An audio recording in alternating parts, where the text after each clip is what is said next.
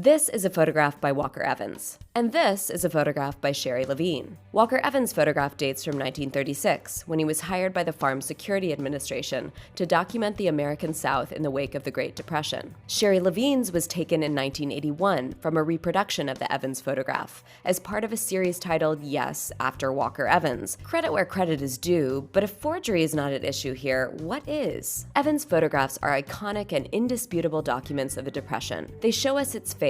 But what exactly do Levine's photographs show us? Recent art is full of copying of all kinds and degrees. Art that borrows, steals, pilfers, or poaches existing images, some of them iconic, others not. Are these confessions of creative inadequacy? Bald opportunism masquerading as concept? Are these cries for help as we drown in an image-saturated world? Or the death rattle of the great pictorial tradition? How are we supposed to distinguish this kind of copying from a long history of art full of illusions, influences, and innumerable instances of visual sampling, long before hip-hop spread the sonic version of it coast to coast? A sample, after all, is just one part of a whole song. But what if the copy is the artwork? This is the case for copying. When all of a sudden a movement occurs out of the corner of your eye. It couldn't be. You break into a cold sweat and look around for the nearest exit. But it's too late. It's happening. It's performance art. Why? Why has my precious fourth wall been violated? Why must I be forced to endure this inevitable awkwardness? This is the case for performance art.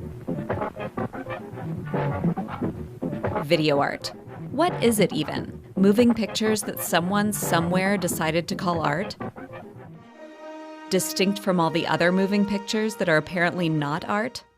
The explosion of technology that has reshaped our lives so dramatically in the past 50-odd years has also had a profound impact on the lives of artists. Since the 1960s, artists have picked up video cameras for numerous reasons and involved moving images in their work in countless ways. But what of it? Why does it need special designation? And what sets apart these moving pictures from all the others? This is the case for video art. You admire an exquisitely rendered painting of a lush garden by Spanish artist Santiago Rusiñol. In another, you encounter one of the most famous paintings in the world, a monumental work by Picasso that bowls you over with its dynamic composition of abstracted but still recognizable figures and forms, telling you of the horrors of the 1937 bombing of the village of Guernica during the Spanish Civil War. And in another room, you come across something completely different. A picture of a chair, and a blown-up dictionary definition of a chair by Toledo, Ohio-born artist Joseph Kosuth. What the actual... Can we really call this art? This thing that is entirely unlike those other things in the rooms before it, that exhibits no technical skill and transports you to nowhere but right where you are, in an empty feeling, slightly chilly gallery? How can this be art? And what am I supposed to do with it? This is the case for conceptual art. Resisted offering any definition of art on this channel. In my mind, Ambrose Bierce was really onto something when he offered this entry in his 1906 Devil's Dictionary. Art, noun, this word has no definition. About the performance artist Marina Abramovich the other day.